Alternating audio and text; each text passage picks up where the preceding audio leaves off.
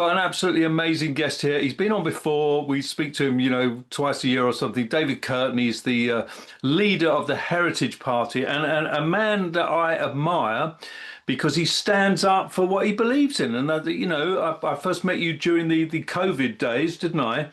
Yeah. And I did an interview with you in Trafalgar Square. You probably may not remember back at the time, but that's when I first met you. And he's always stood up for his beliefs. So I want to get his take on what's going on in the world today at the moment. Now, obviously, the big deal at the moment is the Henry Novak situation, and I saw you did a post about it recently. But what's your views about all of that? Well, Liam, first of all, thanks for having me back on the show. It's good to join you again. I mean, with the Henry Novak situation, I mean, it's horrible to have to talk about this. It's Yeah. horrible that it's happened because Yes. that young man should be alive now. One, because he shouldn't have been stabbed by Mhm. someone who is of a migrant background, obviously, who Mhm. had the right to carry a knife because of an exception that has been Mhm. made because of the ideology of multiculturalism, which I think Mhm. most people don't agree with, because there Mhm. should be one culture for all, and we shouldn't make exceptions for people Mhm. to do things which are not lawful for the majority to do. So that's wrong, and he's a victim of that. And he's also a victim of the dreadful police brutality when Mhm. he was obviously squirming on the floor because he'd been stabbed and he was dying. And you Mhm. saw, I mean, it's just hideous.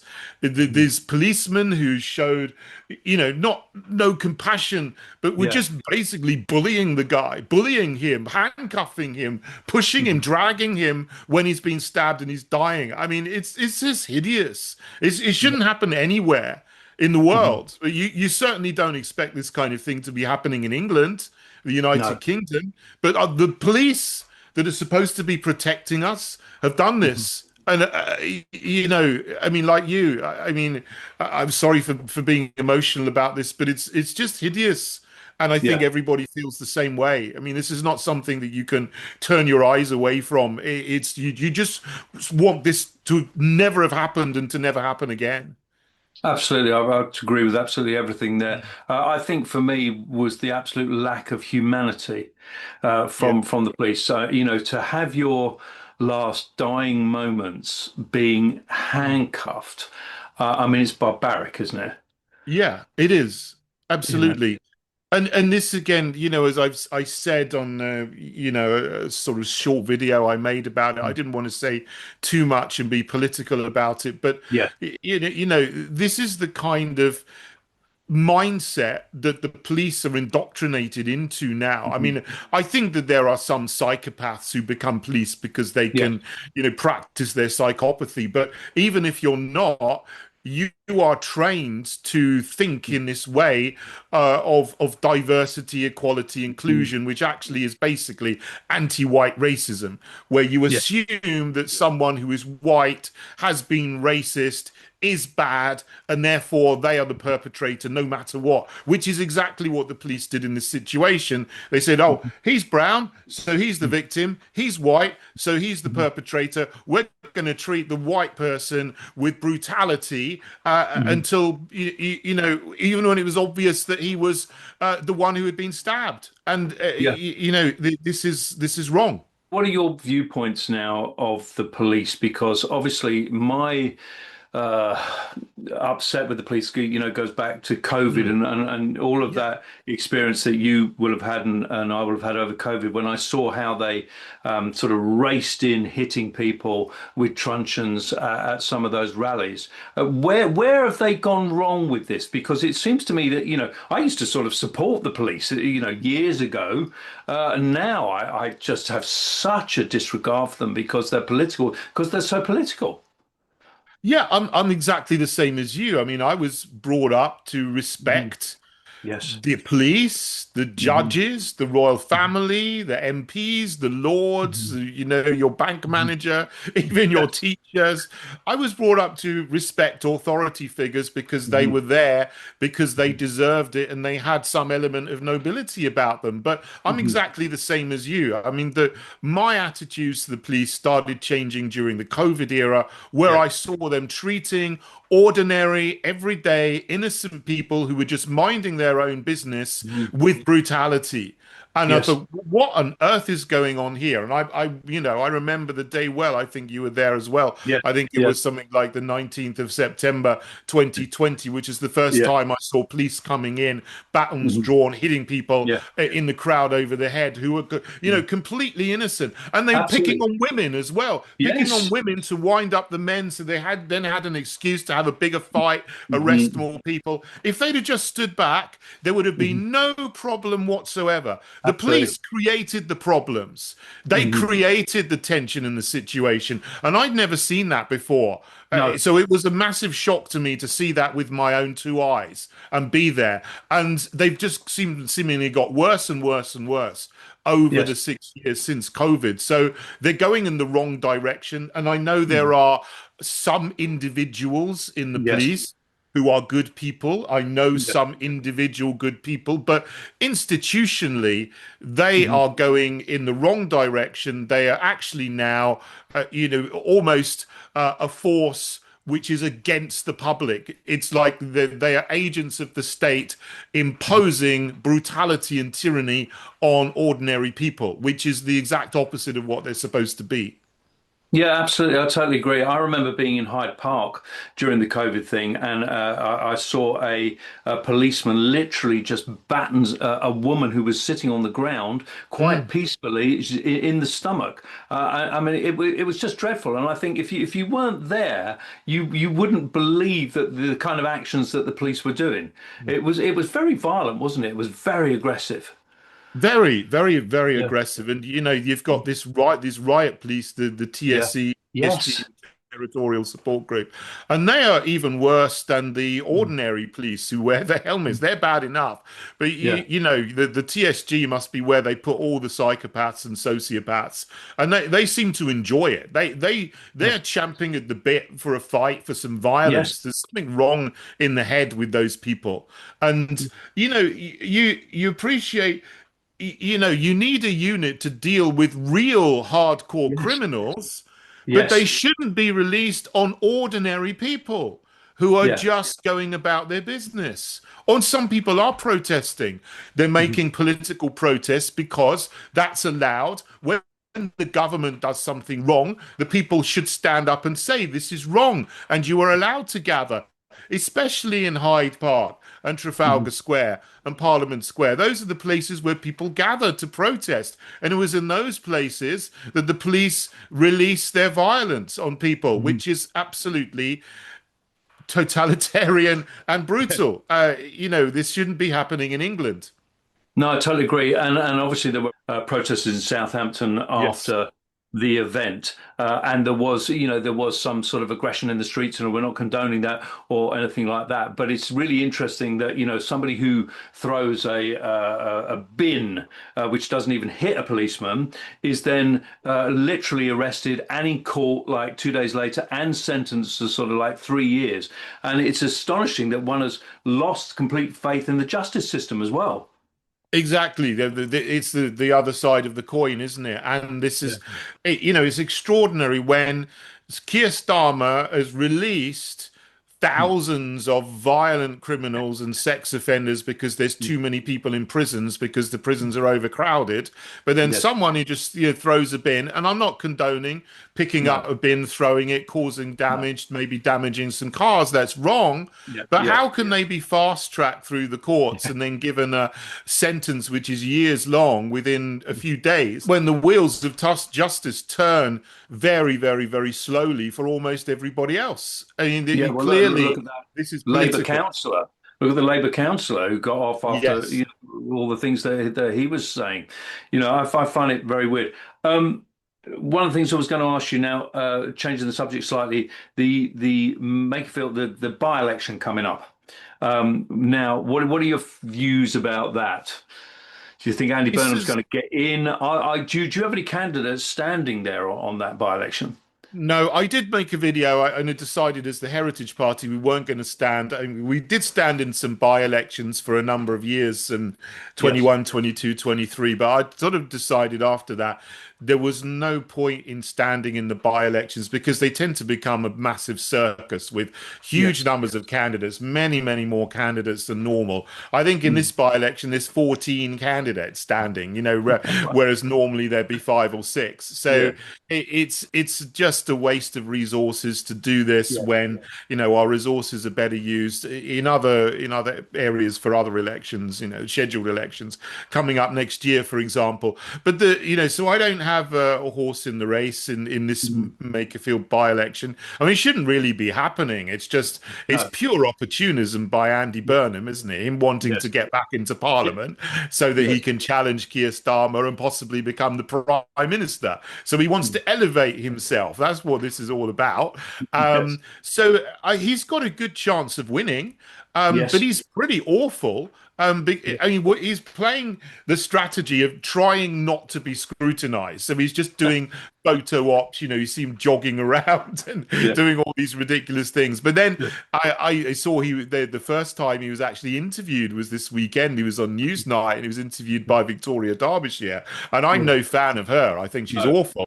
But she Yeah. did rip him apart, Yeah. and she's very, very favourable to the left, being a Yes. BBC reporter, and he still managed to do a really bad job and show himself Yeah. up awfully, being Yeah. interviewed by Victoria Derbyshire. So really, he is dreadful in terms of his Yeah. principles, his policies. Yeah. He's financially grossly irresponsible. He doesn't know what he's talking about. I mean, he might have a nice personality, maybe a Yes. better personality than Keir Starmer, but he's going to be just as bad for the country, if not worse, because he's going to be more Yes. irresponsible financially. He's going to introduce more digital, Right. control and all of these things. So it's not going to be any better whatsoever. No. And then the other Absolutely. candidates, I mean, yeah, I sorry. think. I talk about Andy Burnham, but you did ask me about all of the candidates, and No, no, no. I was going to say, I think so he's got this image of being this sort of, man of the people, a bit of a nice bloke and all that. But that his policies are completely not like that, are they? So, and of course, he's well, had a it's lot of different being a criticism. mayor. Yeah. It's entirely different being the mayor of Manchester, where it's a completely different role to being an MP or being a prime minister, because he can just get loads of money and spend it in central Manchester and Mhm. do a little bit of migrant stuff and Yeah. LGBT stuff and climate stuff and all of the brainwashed Mhm. Marxists coming out of universities love him, and there's quite a lot of people in central Manchester that Yeah. like that. So he Yeah. gets a lot of good press there, and obviously the press is very left wing, so they're very supportive of Labour anyway. Mhm. But it's going to be completely different if he's the prime minister, and he's got to be in control of the country's finances, the country's military, the country's energy infrastructure, transport network, health service, education service. He hasn't got a clue. He's going to mess No. it all up. But not that Keir Starmer has, or anyone before him, like Sunak or Johnson or May or Cameron or Brown or Uh, Blair. I mean, they didn't do a good job either. So he will just be a continuation of disaster from Blair onwards, to be honest. But that's not what we need as a country. We need something better than that. we need the heritage party is what we Yeah, need. Is what we exactly. need you in there. We need you in there. So Thank you've you. got Yeah. obviously you've got like reform and Rupert Lowe and all of that, and obviously there's a bit of a discussion going on about whether Rupert Lowe should drop out of that because obviously it's dividing the vote, which is to the right. Well, what's your views on that? Do you have a view on that? Well, he can't drop out now because the nomination's finished. So once the Yeah. nomination's closed, you're on the ballot paper. They've printed the ballot papers. They've already Right. sent the postal votes out. So he can't drop out. Right. You make a decision before the nominations close, and that's it. But the bizarre thing about Restore is their candidate, was it Rebecca Shepherd? She's like a Yes. ghost. I mean, there's been a couple of pictures of her, where they've played music in the background and she's flouncing around with a leaflet. Yeah. But I haven't seen anything of her. She No. hasn't done a single interview. I mean, No. nobody knows hardly anything about her, which is very, very bizarre. I mean, so Yeah. I think they're just kind of trying to keep her away from the cameras. Mhm. And then Reforms candidate Robert Kenyon, who stood Mhm. before, he stood in Yeah. 2024. So obviously, this is the second time he stood for MP in Hmm. Makefield up in Wigan. And, you know, all of this stuff coming back out of the past with all of his dreadful laddie tweets. And, you know, that's fun if you're a lad, but it's Yes. not something that is conducive to you showing yourself in the best light as a candidate for Parliament. No. So, you know, he would have lost you know, a large number of female voters because of Yes. that, you Yes. know, and Reform should have vetted him far more properly. So they've really shot themselves in the foot there. But I think Reform Hmm. don't have any principles in the Hmm. policies they make. They change from day to day. I mean, Nigel Hmm. Farage says something and then he realizes that it's a bad thing and then he changes his mind. You've got Jenrick and you've got Zia Youssef like contradicting each other. You've got all of these ex-Tories in the party. They're Yes. pretending they're not establishment, but it's essentially the Tory party 2.0. And no Yes. one actually knows what they stand for because their manifesto is very, very light and Yes. it doesn't have much content in it, which, you know, contrast that with the Heritage Party manifesto. Hmm. It's based on principles that don't Yes. change. Yes, things change from year to year because there's different things happening in politics. There's developments Hmm. in politics, there's developments in foreign affairs. So we do change things in the manifesto from time to time to keep up with what's Hmm. going on year to year. But we're very consistent in what we stand for. And our manifesto is full, it's 60 pages long now. So everybody knows exactly what we stand for, whether Yes. it's popular or not. I mean, I'm not a populist. I'm a social Hmm. conservative, and the Yes. party's based on Christian principles and freedom, you know, Mhm. affirming our fundamental freedoms, affirming our heritage. You know, so everyone knows what we stand for. Whereas Reform and even Restore, that doesn't have a manifesto, people Hmm. don't really know what they stand for. So, Hmm. you know, they think they know what they stand for, but I think they're going to have a bit of a shock if they get someone in and they find out, well, actually, what you thought they stood for is not even in a manifesto. Well, their Hmm. manifestos don't exist. Therefore, they will probably do something completely different to what they say they stand for. So you need to know what a Hmm. party stands for before you know you vote for it. So, which is why So I'm not look, supporting either of them. no, of course. So with the Heritage Party, it must be so difficult and frustrating for you. How many years has the Heritage Party been going now? We started in 2020, so this is six Yeah. years now we've been going. Yeah. It was about this time of Yes. year during the first lockdown that I actually started doing the groundwork behind the scenes to start the Heritage Party, you know, registering the party, writing a Yes. manifesto, getting the website, all of these kind of things that you have to do. It's a hell of a lot of work to start a I party. bet it I is. never thought I would start a political party in my life, and there we go. This has happened because I thought Yeah. it was necessary. But yeah, So how 6 years difficult we've been is it going. to break through? I mean, because the finance that you've got to get, the support that you've got to get, you've got the other parties appearing every day of the week, and all of that. So, but you've been going for a long time now. It must be tough. It's tough, you know, but what I'd say is we have some fantastic people in the Heritage Party. You know, we may be few in number, but we're very, very high in quality. There's some great, Yes. great people who are doing a lot of fantastic things behind the scenes, you know, like Madeline Hunt, our General Secretary, is doing a huge amount of work to challenge local government reorganization and all kinds of things that are happening on a local level, such as developments and solar panels and all this kind of stuff. We're really making an impact on that level of politics, you know, which people don't see. And there's many, many other people who are fantastic in the party, but it is frustrating because what has happened, you know, as you say, that there have been competitors set Mhm. up one a year, basically, for about six or seven different things. Every year, something is set up Yes. to copy what we do and pretend that they are announcing all of our policies, but it's coming from them. It's like Reform started and they said, yeah, we're going to scrap inheritance tax. And then Advance started, we're going to scrap inheritance tax. And then Restore, we're going to scrap inheritance tax. Well, that was our policy from the very beginning. And that's just one Yeah. example of something that's been re-announced by about four or five different people as though they're the first people to think about it. But Yeah. everything they've announced is taken straight out of our manifesto.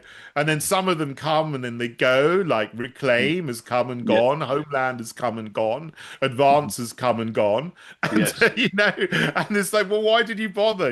Why didn't you just come and join the Heritage Party? Because we're still here and we're here Yes. for the long term. And and you know that because Mhm. we're actually put out what we stand for right from the very beginning rather than just, starting something and then making it up as you go along and then getting some money and then, folding and then where does the money go? So it's very frustrating that some parties that this has happened. Yeah. But we're still here and we're Yeah. still we're still fighting the good fight as best Yeah. we can. Have you ever thought, and I know you'll probably say no, but have you ever thought of sort of joining with another party, or are you just going to stand forever for yourself? I have reached out to lots of other people, Yeah. but no one's interested. I've No. reached out to Rupert Lowe. I never heard a thing back. I No. reached out to Ben Habib. Yeah. In fact, I offered him the position of deputy leader in the Yes. Heritage Party, but he wasn't Yeah. interested, and then he went and started his own thing. Yeah. When the Brexit Party was there Yeah. before reform, I tried to, I saw if I could do anything with them. They weren't interested in having me. So these other parties I have Yeah. tried out. I have reached Yeah. out to them all, but they're not interested. So, Yeah. that's how it is. So I just carry on. But I'm Keep glad on because, going. we are something different, and I think Yeah. we are something that's deeper Hmm. in terms of ideology, philosophy, principles than any of the others that some people say to us. Oh, what's the difference between you and them? Well, that is the difference. Yeah, absolutely. Well, keep on going. So at this point, what we should ask and say is, if you are interested in the Heritage Party out there, folks, where should people go if they want to join or they just want to get a newsletter or see what's going on? Yeah, heritageparty.org. You can join there, you can read our manifesto, and you can subscribe to our newsletter there. So please do have a look, heritageparty.org. Fantastic. Now, I'm not going to let you go just yet. I want to know your views. Kier Starmer, the man has no shame. He's never going to resign, is he? He's never, ever going to resign. And, actually nowadays people are wondering, actually, is he even a human being? There's no emotion. There's nothing, no, nothing. Well, what are your views on Kier Starmer?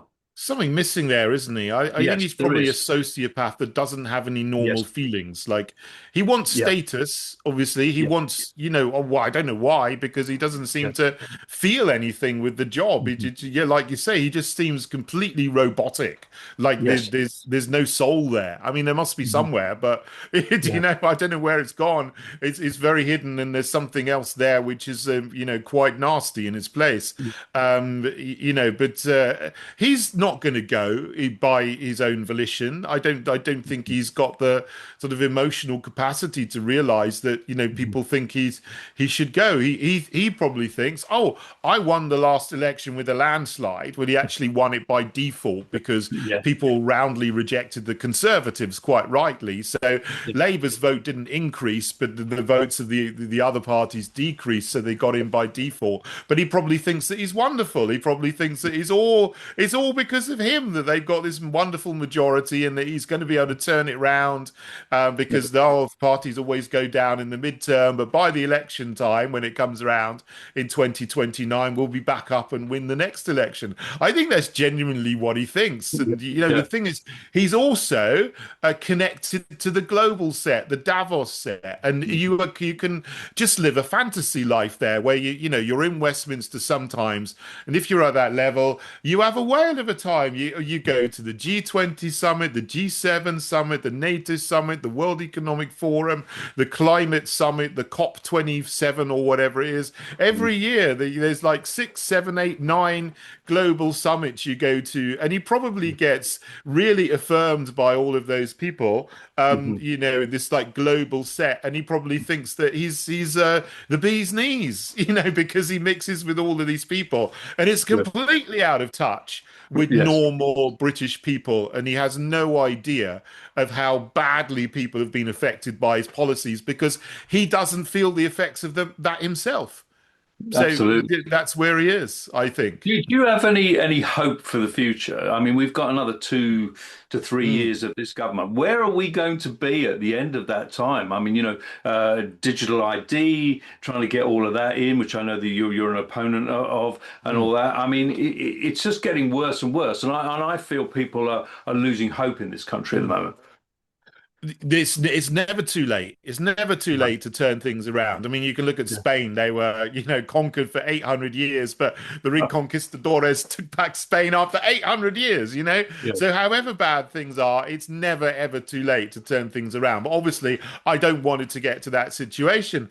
Hmm. But obviously, with Kier Starmer, he's going to continue these programs of degeneracy and mass immigration. And if we're not careful, we're going to have a bailout by the IMF, and they're Yeah. going to impose all kinds of conditions on the country's economy and finances, which is going to make life, far, far more difficult. And they might even say, "Oh, because of this, you have to go back into the EU or something." That would be the worst thing possible that could happen because of their financial irresponsibility that those conditions were imposed. But I think if that happened, there really would be riots on the street if that did happen, and quite rightfully so, because he's got no right to do that. No one's got the right to tell us to give up our Yeah. sovereignty, but I'm sure some people would do. But we've got Agenda 2030. It's coming up to 2030. This is this nefarious program, which is part of the World Economic Forum, United Nations, and other organizations working together to impose what they call the 17 Sustainable Development Goals, which sound nice, but it's all about creating scarcity Yes. and equity and destroying national identity and even your identity as a man and a woman through this Mhm. idea of gender equality, which is not about biological sex, but Mhm. it's about Mhm. mixing, even the idea of gender up in a way which is Yeah. ridiculously unscientific and unprincipled. All of these things are part of the program, part of the agenda they're trying to march towards. Mhm. And so as it gets closer to 2030 and not all of these things have been imposed, they're really rushing to get everything done in terms of creating the infrastructure for digital ID, central bank digital currencies, 15-minute cities, control, taking away things like trial by jury, taking away, any semblance of Mhm. democracy and free speech. So these things are just going to get worse under Starmer. They wouldn't change under Burnham or any of the people in the Uniparty. They're all the same. They're all pushing the war drum, beating the war drums as well, which is another issue, which is something we shouldn't be getting involved in as a country. So Mhm. I don't see it getting any better Mhm. under anyone in Labour, Tory, Lib Mhm. Dem, Green, those parties. But there are pushbacks, like on the Mhm. assisted dying. They tried Mhm. to get assisted dying through euthanasia, Mhm. which I call it Mhm. murder by medic. But we Yes. we blocked that. The people pushed back on that in England and Mhm. Wales and Scotland, and it hasn't come in. We're the first country to defeat that. Mhm. Brilliant. So there are pushbacks, and we just need to keep on pushing back. But ultimately, we need to, I obviously I'm biased. I say come and support the Heritage Party because Yes. that with our principles, all of these agendas, we see everything and we understand all of the issues, how it's all connected together, and how this is like a single beast with lots of different heads, and we need to just slay the whole beast and fully restore our nation. By the way, restore our nation was my phrase before Yes. anyone had ever heard of Rupert Lowe. So I've been saying that for years and years. But that's what we need to do. So there's a lot of things going on, but it's a numbers game. And the Mhm. more people that are involved on the side of good, Mhm. the more we can stop things from happening with the bad. We can slow them down, and then we can start to push back, and then we can win. But it's a numbers game. Everyone's got to get involved. You got to do more than just typing on your computer. You got to get involved. You got to stand. You've got to challenge MPs. You've got to challenge councillors. You've got to get involved in, get positions in organisations, in school governors boards, become judges, become barristers, get into media organizations, obviously the political parties, but I don't think there's any hope for the Uniparty. Mhm. The way to act politically is with the Heritage Party, but in every area of life, it's a numbers game. Because the cultural Marxists and the Agenda 2030 people, they probably got 100,000 activists Mhm. who are pushing the agenda, Fabians and common purpose Mhm. trained activists. We just need more than that. We need Mhm. to know what's going on, and we need to actually get into positions of power in every area of society and take it back. Do you know, that is brilliant, David. You're very, very good. I have to say, well, isn't it great, folks at home, listening to a man that talks complete sense? There is nothing that David has said today that I don't agree with. Great. I don't agree with. I mean, I just think he talks complete sense. So, just give it to us again, the Heritage Party, because you've got a YouTube channel as well. Yeah, yeah. So heritageparty.org is the main website for the party. But yeah, I've got my YouTube channel, which just look up David Kurten on YouTube. Yeah. You'll find me, and you can find me on X and on Facebook and Yeah. Telegram as well. So you can see me there. Yes, David talks sense. So look, you just give the man a chance. Look up his stuff. Sign up for a newsletter, get involved. So look, David, really appreciate you coming on, and it's great to speak to you. A Thanks. couple of times a year just to get an update of what you think, and very entertaining. So I hope you enjoyed it. Great. Thanks, Liam.